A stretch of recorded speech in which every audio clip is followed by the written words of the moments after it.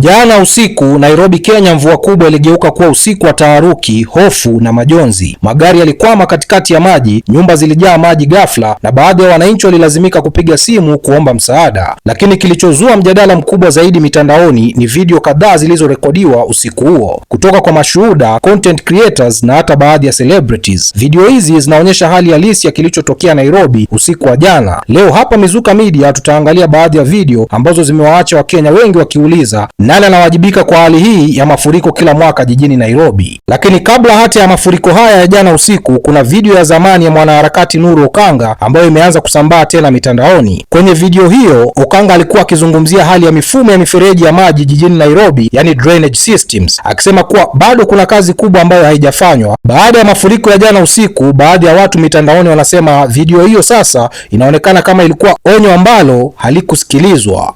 Nairobi mvua ikinyesha, mafi inatapakaa kila mahali. Tuko na mjinga mwingine hapa Nairobi, kazi yake ni kufanya mboti na kukunywa bangi na darati. Nani huyu Sakaja? Bangi ni too much. My friend, mimi hao watu tunakutananga kwa hizo mabikes. Na wakati mvua ikiendelea kunyesha usiku huo, comedian maarufu wa Kenya Eric Omondi pia alishare video ambayo iliwaacha wengi wakiwa na wasiwasi. Kwenye video hiyo, Eric Omondi anaonekana akipokea simu kutoka kwa watu waliokuwa wamekwama ndani ya gari katikati ya maji wakitafuta msaada. Tukio hilo linaonyesha jinsi hali ilivyokuwa mbaya katika baadhi ya maeneo Nairobi usiku huo. Sasa Eriko, fiti sana habari yako. Eriko, sijui kama watu wanaweza kama unaweza tumanisha mtu aende ama watu waende save watu wenye kwa gari around up hivi Kariokoo roundabout, tuko kwa magari akiwa nakufia ndani. Can you be able to send people, hata kama ni usima ama watu waende na mito? Watu wako ndani kwa gari wanashindwa kutoka kwa sababu maji iko na pressure. If you can be able to send people waende wawasaidie, please. Okay, sahi. People are dying from inside the car. Sahi. Nilikuwa nasema can you help those people at Riverside kindly? What's happening at Riverside? Watu wamefunikwa na maji, walikuwa kwa gari na they are not able to get out of the cars. Na maji ni flat kabisa, hiyo river imevunja. Oh, thank you. Hi guys, Eric Omondi here. So every year we lose Kenyans, children, especially women and mothers. I'm just from burying 4 children who died in a dam in Kisumu, a neglected dam. People went there and wakachukua kware, wakachukua mawe, wakaacha mvua ikanyesha, watoto 4 walikufa, and we buried them on Saturday. As I'm speaking to you right now, people are screaming inside matatus and buses and they're dying in Kariokoo. Kuna watu wako kwa gari ya red hapo Riverside, wako ndani ya gari, wamebebwa na maji, wameingizwa side ya river na they are stuck in it. Yeah, and this will happen again next year and the year after that. Now this is the last time we had floods, people are dying in Athi River. Mimi nilichukua boat tukaenda huko and we were trying to rescue people in Athi River, lakini hiyo maji ilikuwa na stima. That was 2 years ago, so nothing was done, nothing will be done. I mean Busia, nilikuwa nafanya ukangu, nimefika Busia hapa, this phone keeps ringing. People died 2 years ago. 2 years later people are still dying. How can we allow people to die 5 years from today? Tutalao watu wakufe 2029 after tumeona hizi stories zinapostiwa kwa social media leo na nazo zingine kwa Citizen. So nothing will be done. So our priorities, billions to nothing will be done about people who died in Athi River, about people who are dying tonight. So tomorrow the sun rises, we go to work, tunavasuti na politicians waendelee tu kutraverse country, alafu tu mvua iishe, alafu sisi tu tuendelee tu, alafu tena next year tena watu wakufe. If you can swim, if you are an expert, if you can help, please run to Kariokoo now.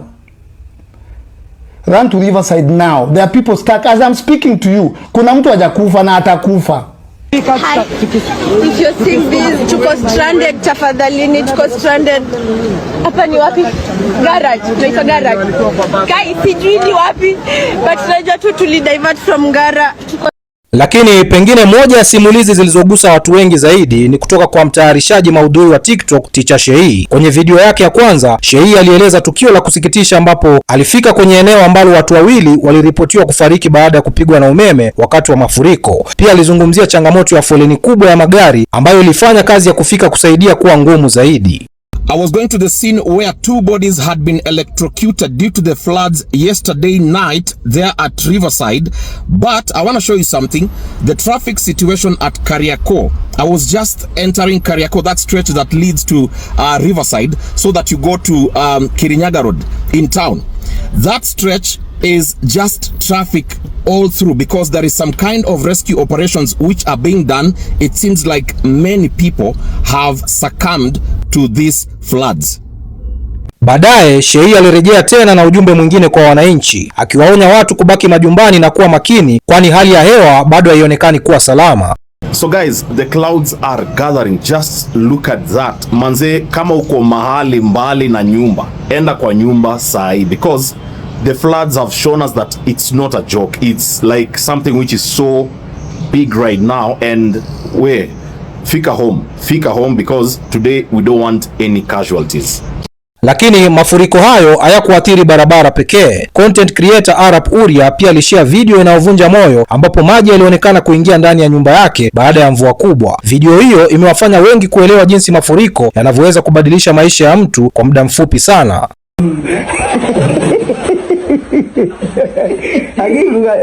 Ona kitu ina float wa live. Gere. Sasa Uria, wewe utalala sitting room.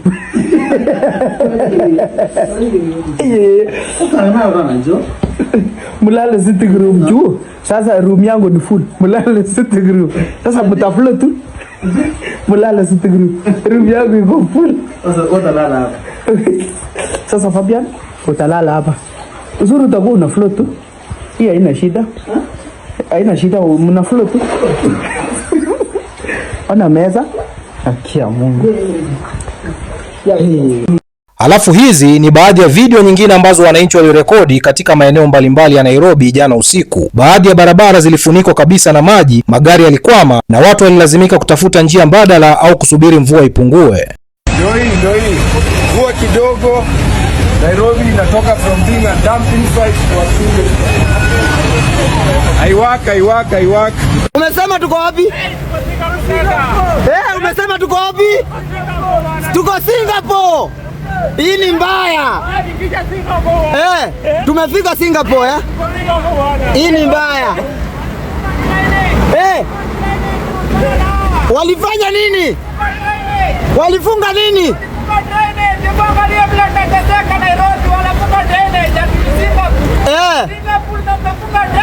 Mambo live. Aye. Unasema aje mzee?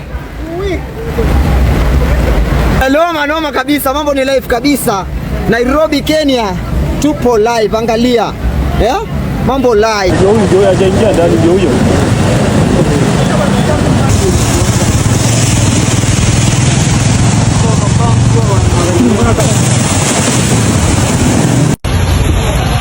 Buda. Ni mbaya wallahi, ile gari hadi sasa anapiga nduru manze. Pesa kaja ni umbwa. Fuck, ona. Mbaya bro, hadi ndio nimepark moti. Bro. Ni mbaya hivyo. Oi bro. Sikia sasa juu express unatembea. Cheki umsi au na GTI. Bro, wewe gari yako imeenda hivi. Oh my goodness. What? Hii ni mbaya. Lang'ata Road. Hapana. Gani? Hizo ni stima zimepotea. Toka stima zimepotea. God to protect sisi yote tuanze. Mbona say? Akidep imasisi kwa hapa. Tukijaribu kuingia kwa maji yake kabisa. Hadi sio. Baby tumesha. Gani? Ona. Aki Mungu tu amlinda. Aki yake na japi na imezama jana. Sasa naomba ni hata hizi rudi nyuma, hizi mbele, hizi yani Alafu sasa naona kama kuna hiyo gari yenye hawa sio wamesaidia. So I think maji imeingia I think kwa engine. Unaona? Mungu tu saidia watu wako.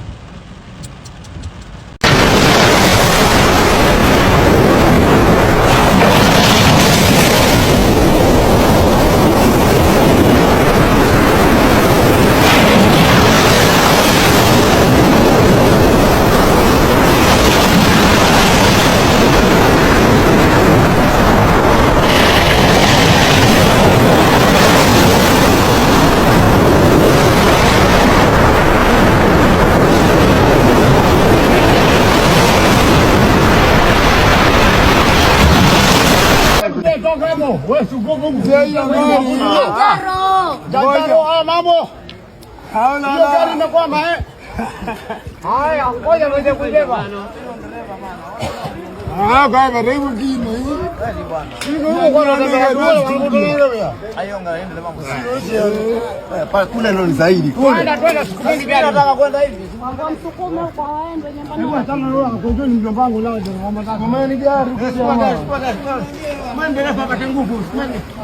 Mafuriko ya Nairobi sio jambo jipya, lakini kila tukio linaacha maswali mengi. Je, mfumo wa mfereji ya maji au drainage systems unahitaji kuboreshwa au kuna hatua nyingine ambazo zinapaswa kuchukuliwa ili kuzuia hali kama hii kujirudia tena? Niachie maoni yako kwenye comment section. Wewe uko wapi na hali ilikuwaje eneo lako jana usiku au hadi sasa hivi? Bwana, mimi naitwa Rich Mizuka, sauti ya vijana wa Afrika Mashariki. Namba 1 ni mimi, namba 2 ni mimi, namba 3 ni mimi, 4 na 5 na waachia nyinyi hapo. Bwana, tukutane kwenye video ijayo. Imeenda ile.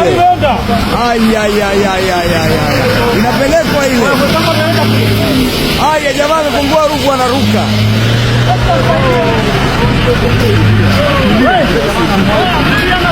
I say.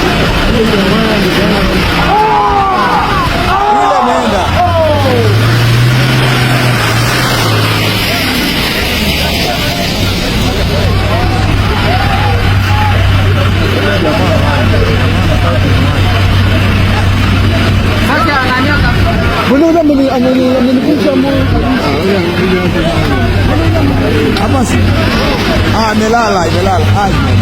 Anarukaje na rufu imefungwa na huo wazungu yule mjinga.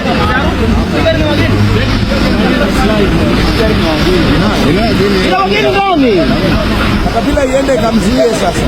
Asema naweza kwenda kugota kuna ule mti pale.